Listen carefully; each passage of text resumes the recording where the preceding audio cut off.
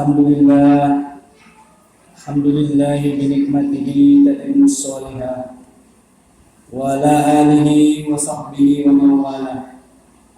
May yahdihillahu fala mudilla lahu wa may yudlilhu fala hadiya lahu. Asyhadu an la ilaha illallah wahdahu la syarika lahu wa asyhadu anna Muhammadan abduhu wa rasuluh. Rabbi shrah li sadri wa yassir li amri wahlul 'uqdatam min lisani yafqahu qawli. Faqala Allah Ta'ala fil Qur'anil Karim. A'udzu billahi minasyaitonir rajim. Bismillahirrahmanirrahim. Ya ayyuhalladzina amanu taqullaha wa qulu qawlan sadida yuslih lakum a'malakum wa yaghfir lakum dzunubakum wa may yuti'illaha wa rasulahu faqad faza fawzan 'azima. Allahumma shalli ala sayyidina Muhammad wa ala ali sayyidina Muhammad. Faqala Allah Ta'ala fi ayatil ukhra, ya ayyuhalladzina amanu taqullaha haqqa tuqatih wa la tamutunna illa wa antum muslimun. Amma ba'd. Segala puji bagi Allah Subhanahu wa Ta'ala yang masih memberikan kita semua jamaah masjid yang dimuliakan oleh Allah Subhanahu wa Ta'ala, yaitu berupa nikmat iman, nikmat kesehatan, nikmat kesempatan, juga nikmat usia, sehingga kita masih bisa dengan niat yang ikhlas semata-mata hanya mengharap ridho Allah Subhanahu wa Ta'ala, melangkahkan kaki kita masing-masing menuju rumah Allah yang kita cintai ini, tentunya dalam rangka melaksanakan ibadah salat Jumat sebagaimana yang diperlukan oleh Allah Subhanahu wa Ta'ala. Semoga semua kita yang hadir di sini, jamaah masjid yang dirahmati oleh Allah Subhanahu wa Ta'ala, dengan niat yang ikhlas itu dibalas oleh Allah Subhanahu wa Ta'ala dengan amal yang memperoleh pahala, dan pahala itu akan menghantarkan kita kepada surganya Allah Subhanahu wa Ta'ala. Dan untuk masuk surganya Allah Subhanahu wa Ta'ala, maka tidak lain membutuhkan yang namanya ilmu. Oleh karena itu, jamaah Jumat yang dirahmati oleh Allah Subhanahu wa Ta'ala, penting bagi kita untuk yang namanya belajar. Tadi khatib mendengar bahwa di masjid menyampaikan, insya Allah nanti malam ada di masjid kita ini majelis kajian ilmu. Maka marilah kita hadiri majelis kajian ilmu itu, kita ramaikan bersama masjid kita ini. Mudah-mudahan dengan kehadiran kita nanti malam di majelis kajian ilmu itu, kita akan sampai kepada surganya Allah Subhanahu wa Ta'ala, dan kita termasuk orang-orang yang bertakwa. Amin amin ya rabbal alamin. Yang kedua, jemaah dirahmati oleh Allah Subhanahu wa Ta'ala, tak lupa dan tak bosan senantiasa kita sampaikan salawat dan salam kepada manusia terbaik sepanjang zaman yang pernah ada di muka bumi ini. Beliaulah Rasulullah sallallahu alaihi wasallam, yang dimana syafaatnya, pertolongannya yang kita harapkan di yaumil akhir kelak, di mana tidak berguna harta, tahta, dan keturunan, kecuali hanya amal-amal soleh, dan syafaat beliau lah yang kita harapkan. Maka sudah sepatutnya dan sepantasnya lah kita membacakan salawat dengan mengucapkan Allahumma sholli ala sayyidina Muhammad wa ala ali sayyidina Muhammad. Yang dimana kita dirahmati Allah Subhanahu wa Ta'ala, Nabi yang kita cintai itu telah pergi meninggalkan kita 14 abad yang lalu. 1400 tahun yang lalu Rasulullah SAW berjuang menegakkan ajaran Islam agar Islam ini kembali menjadi agama yang Islam rahmatan lil alamin. Tentunya Rasulullah SAW tidak mencukupkan diri dengan hanya memperoleh kesolehan pribadi, tetapi juga mengusahakan bagaimana agar umat manusia juga menjadi pribadi-pribadi yang soleh. Kalau seandainya kesolehan itu cukup untuk diri sendiri, tentunya tidak usah Nabi Muhammad yang kita cintai itu bersusah payah naik turun bukit, dicaci, dimaki, diboikot, bahkan diperangi kalau hanya untuk kesolehan pribadi. Cukuplah Rasulullah berzikir dan beramal di taman Rawdah.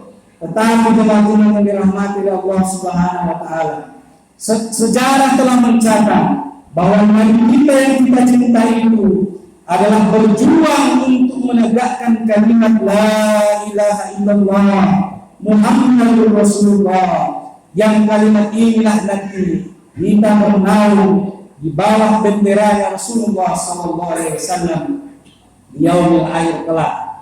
Maka teman-teman dirahmati Allah Subhanahu wa taala, di sini hati tak lupa dan tak bosan senantiasa mengajak kita semua, terutama diri hati sendiri, untuk kita senantiasa meningkatkan keimanan kita dan ketakwaan kita kepada Allah Subhanahu wa taala dengan senantiasa mentaati segala perintahnya dan menjauhi segala larangannya.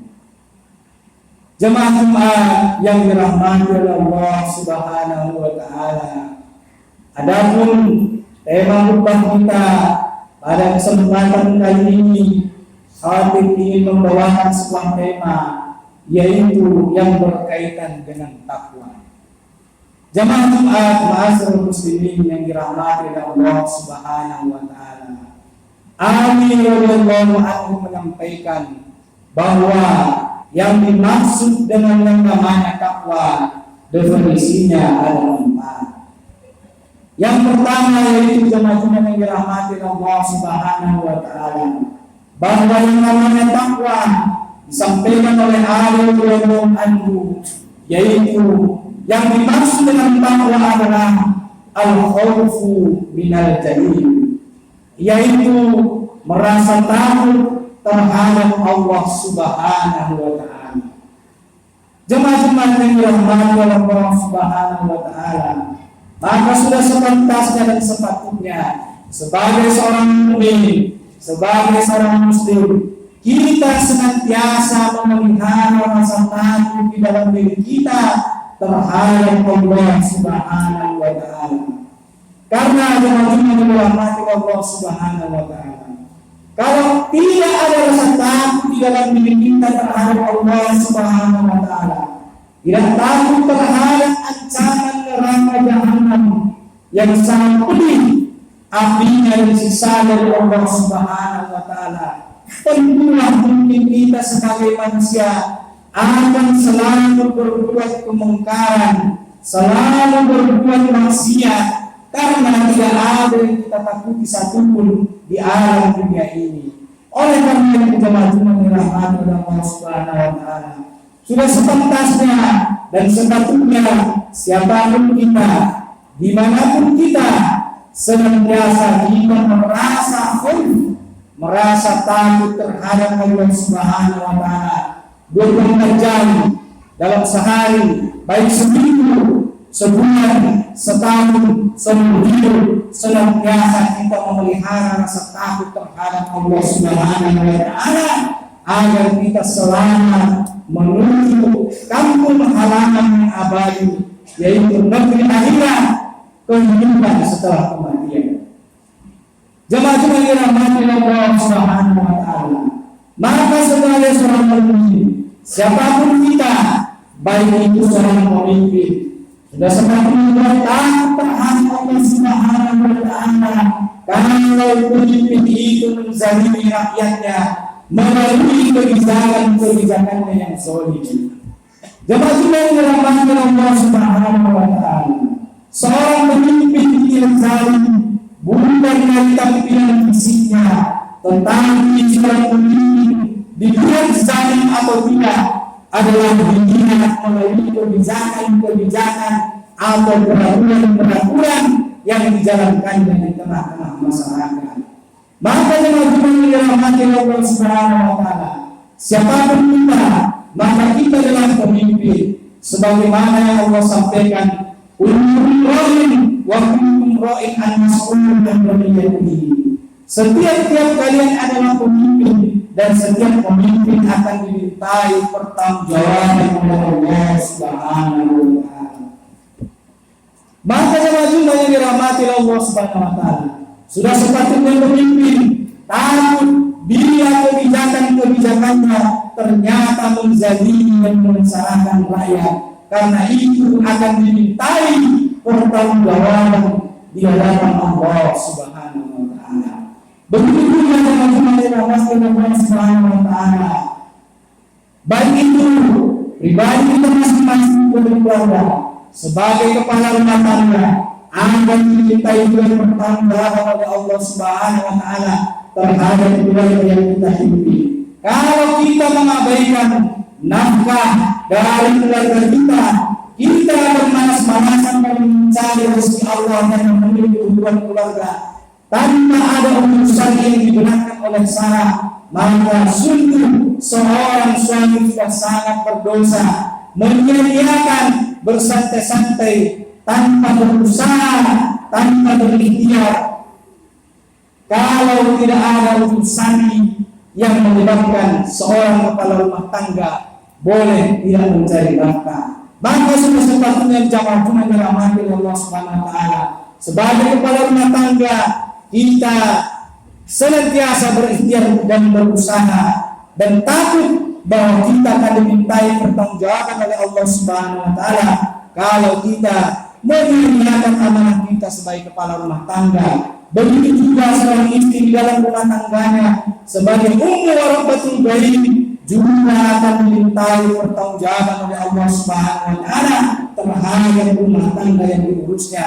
Begitu juga jamaah yang dirahmati Allah Subhanahu wa taala, termasuk diri kita pribadi juga akan dimintai pertanggungjawaban oleh Allah Subhanahu wa taala terhadap segala nikmat yang Allah berikan kepada kita.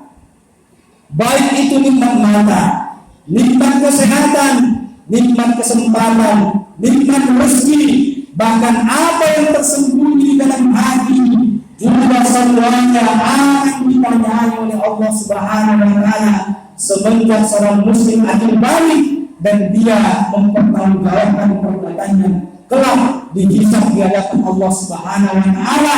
Dan jangan lupa cuma dalam hati Allah Subhanahu wa taala bahwa setiap manusia tidak luput dari pantauan Allah Subhanahu wa taala, termasuk juga ada di kanan kiri kita malaikat roh dan atid yang senantiasa mencatat amal-amal kebaikan dan keburukan kita, yang tidak pernah durhaka dan lengah sedikitpun untuk mencatat amal-amal kita. Maka dengan Allah Subhanahu wa taala, hati-hatilah kita dalam berbuat, senantiasa sesuaikan semua amal perbuatan kita dengan apa yang Allah beri.